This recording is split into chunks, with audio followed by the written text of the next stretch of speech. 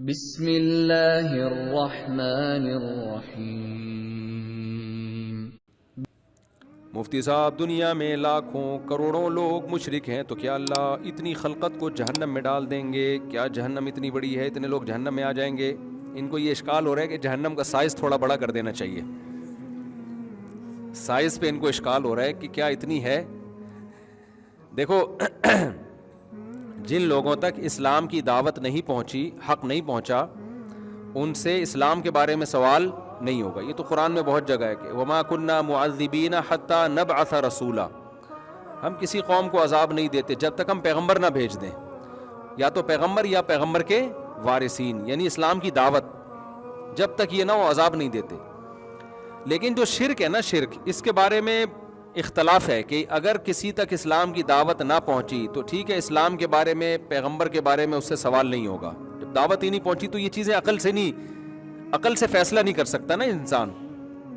بھائی عقل سے کیسے فیصلہ کرے گا کہ 5 نمازیں فرض ہیں یا محمد صلی اللہ علیہ وسلم اللہ کے پیغمبر ہیں، جب تک اس کو پتہ ہی نہیں ہوگا ان کی دعوت کا؟ تو یہ وہ چیزیں جن میں عقل نہیں، جب تک آپ تک دعوت نہ پہنچی ہو تو پھر آپ اس پہ غور کرتے ہیں، اس سے پہلے آپ غور کرنے کے مکلف ہی نہیں ہوتے۔ تو اس پر تو پوری امت کا اتفاق ہے کہ جن تک اسلام کی دعوت نہیں پہنچی ان سے نہ اسلام کے بارے میں سوال ہوگا، نہ قرآن کے بارے میں سوال ہوگا، نہ نماز روزے کے بارے میں، نہ پیغمبر کے بارے میں۔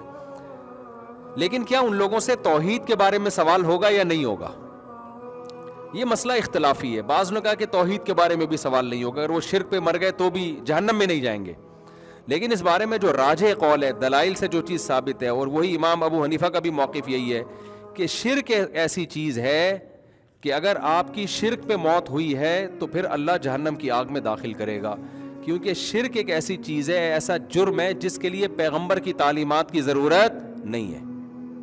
عقل گواہی دیتی ہے کہ غلط ہے۔ یہ آپ نے ایک پتھر کا بت بنا کے اسی کو اپنا باپ بنا لیا، اسی کو سجدہ کرنا شروع کر دیا، تو اللہ پوچھے گا کہ جس کو اپنے ہاتھ سے بنایا تھا اس کو تم نے خدا کیسے بنا لیا؟ تم نے خدا کے ساتھ کیسے شرک کیا تم نے؟ اسی طرح جو لوگ خدا کے وجود کا انکار کر دیتے ہیں ڈارون وغیرہ کی باتوں سے متاثر ہو کے کہ جی خدا ہے ہی نہیں، یہ بھی جہنم کی آگ کا ایندھن ہے۔ اس لیے کہ یہ چیز عقل کسی صورت میں ایکسیپٹ نہیں کرتی کہ یہ کائنات خود بخود بن کے وجود میں آ گئی ہو، یا انسان خود بخود ایوالو ہو کے یہاں تک پہنچ گیا ہو، نر مادہ بن گئے ہوں، پھر بچہ پیدا ہو رہا ہے، ماں کی چھاتیوں میں دودھ آ رہا ہے۔ یہ نہیں ہو سکتا آٹومیٹیکلی، کوئی بنانے والا ہے۔ تو کوئی خدا کا انکار کرے گا یا خدا کے ساتھ مخلوق کو خدائی میں شریک کرے گا، اس کے بارے میں مدلل بات جو ہے وہ جہنم کا ایندھن بنے گا۔ اب رہا یہ مسئلہ کہ اتنی ساری مخلوق جہنم میں جائے گی، اس کا قرآن نے جواب دیا ہے، یوم یقول لجہنم هل امتلأت فتقول هل من مزید۔ اللہ کہیں گے میں نے جہنم اتنی بڑی بنائی ہے کہ اللہ جہنم سے کہے گا تو بھر گئی ہے، جہنم کہے گا اللہ میرا پیٹ ابھی بھرا نہیں ہے، اور مخلوق چاہیے۔ تو جہنم کی وسعت بہت بڑی ہے، ہمیں اللہ سے پناہ مانگنی چاہیے اس آگ سے، اور شکر ادا کرنا چاہیے اللہ نے ہمیں توحید پر پیدا کیا ہے۔ اور بدبخت ہیں وہ مسلمان جن کو اللہ نے پیدا توحید پر کیا اور مزاروں کے باباؤں کے پاس جا کے مانگتے ہیں، اور یا رسول اللہ مدد، یا علی مدد، اس طرح کے شرکیہ نعرے لگا کے، اور نیت بھی ان کی ہوتی ہے ہم یہیں بیٹھے بیٹھے نبی ہماری مدد کریں گے۔ تو افسوس ان پر ہوتا ہے کہ جن کو اللہ نے توحید کی نعمت سے نوازا تھا، اور موت کس پر ہو رہی ہے؟ ان کی شرک پر ہو رہی ہے۔ تو وہ زیادہ قابل ترس لوگ ہیں۔ اس لیے بھائی اپنے عقیدے کو درست کرو۔ توحید کے معاملے میں اللہ بہت حساس ہے، اللہ کہتا ہے میں نہیں مشرک کو معاف کروں گا۔ اب رہا مسئلہ کہ کیا بیچارے یہ نہیں، مشرک میں تو اتنے اچھے اچھے لوگ بھی ہیں، تو آپ کی نظر میں اچھے ہیں، اللہ کی نظر میں اچھے؟ ارے کیا ہو گیا میرے بھائی؟ ہم کہتے ہیں مشرکین میں اتنے بڑے بڑے سائنسدان بھی گزرے جو مندروں میں جاتے ہیں، اتنے بڑے بڑے ایکٹر جنہوں نے انسانیت کی اتنی خدمت کی، وہ بھی جا کے بتوں کی عبادت کرتے ہیں، اور وہ اتنے اچھے، اتنے پولائٹ، تو جا کے شرک کر رہے ہیں، تو کیا ہو گیا؟ تو بھائی آپ کو وہ اچھے لگ رہے ہیں نا۔ دیکھو اس کی میں مثال دیتا ہوں۔ ایک عورت کا شوہر ہے، وسیم بھائی نام ہے ان کا۔ وسیم بھائی کا اچھا تذکرہ بھی ہونا چاہیے، وسیم نام ہے شوہر کا۔ اب وہ بیوی ساری دنیا کی خدمت کر رہی ہے، تمیز سے پیش آتی ہے، غریبوں کو کھانا کھلا رہی ہے، لیکن جب بات آتی ہے نا اپنے شوہر کی تو کہتی ہے وسیم بھی میرا شوہر ہے، غفار بھی میرا شوہر ہے۔ تو محلے والوں کو تو کوئی تکلیف نہیں ہوگی، محلے والے کہیں گے براڈ مائنڈڈ قسم کی ہے، یہ تقی انوس نہیں ہے کہ ایک ہی میاں ہے، بھائی یہ بھی ہے تو وہ بھی ہے، تو وہ بھی ہے تو وہ بھی ہے۔ محلے والے کہیں گے براڈ مائنڈڈ، بھائی سب ٹھیک ہیں، جن کا ایک شوہر ہے وہ بھی ٹھیک ہے، جن کے 8 شوہر ہیں وہ بھی ٹھیک ہیں۔ ہمیں تو دیکھنا انسانیت کی کتنی خدمت کر رہی ہے یہ۔ لیکن وسیم کی ایسی کی تیسی ہو جائے گی کہ نہیں ہو جائے گی؟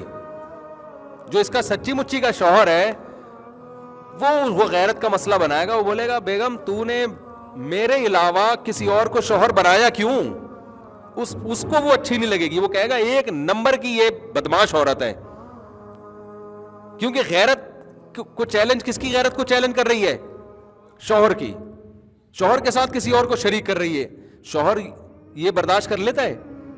وہ کہے گا بھائی یہ کیا ہو گیا یار.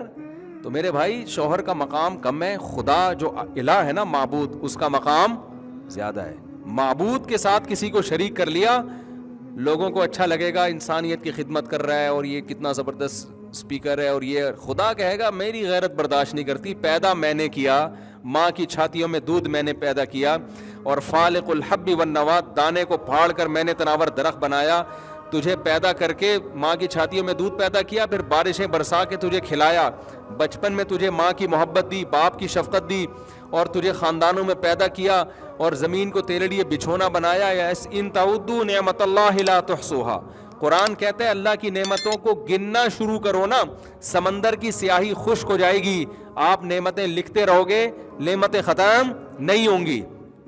اس کے بعد آپ سر کسی اور کے سامنے جا کے جھکاؤ, بابا کے سامنے, پتھر کے سامنے, تو لوگوں کو تو غصہ نہیں آئے گا, لیکن خدا کو بہت غضب آتا ہے. تو خدا کہتا ہے کہ میں نے مشرک پر جنت کو حرام کر دیا, اور اس کا ٹھکانہ بڑا خطرناک ہے, جہنم کی آگ ہے. تو کیونکہ اللہ سے زیادہ غیرت والا کوئی بھی نہیں ہے, تو اللہ شرک پھر غیرت کا مسئلہ ہے اللہ کی. ہم دنیا کو اپنے حساب سے دیکھتے ہیں نا, اللہ اپنے اخپل طریقے سے دیکھتا ہے. ہمارا اخپل طریقہ ہے اللہ میاں کا, آپ پشاور سے ہیں نا, اخپل طریقہ تو آپ زیادہ جانتے ہوں گے نا, تو ہر ایک کا اخپل طریقہ ہوتا ہے. تو اللہ میاں کا لوگوں کو جانچنے کا اخپل طریقہ ہے, سمجھتے ہو؟ جیسے شوہر اپنی بیوی کو اخپل طریقے سے جانچتا ہے. بیوی کہے گی کہ یہ بھی میرا شوہر ہے, وہ بھی میرا شوہر ہے. شوہر کے جو اخپل طریقہ ہے اس کے حساب سے یہ عورت یہ رکھنے کے قابل نہیں ہے. لیکن محلے والے کہیں گے اتنی اچھی ہے ماشاءاللہ, ہمیں بھی وہی عزت دے رہی ہے جو اپنے میاں کو دیتی ہے عزت. کیا خیال ہے؟ تو وہ محلے والے تو خوش ہوں گے, غریبوں کو کھانا کھلاتی ہے, غریب بڑے خوش ہوں گے. تو شوہر سے پوچھیں گے. تو اسی طرح مخلوق میں کچھ لوگ ایسے ہیں جو مخلوق کی نظر میں بہت اچھے ہیں, خدا کی نظر میں ان کی کوئی ویلیو نہیں ہے, کیونکہ وہ خدا کو نہیں مانتے. سمجھتا ہے کہ نہیں سمجھتا ہے؟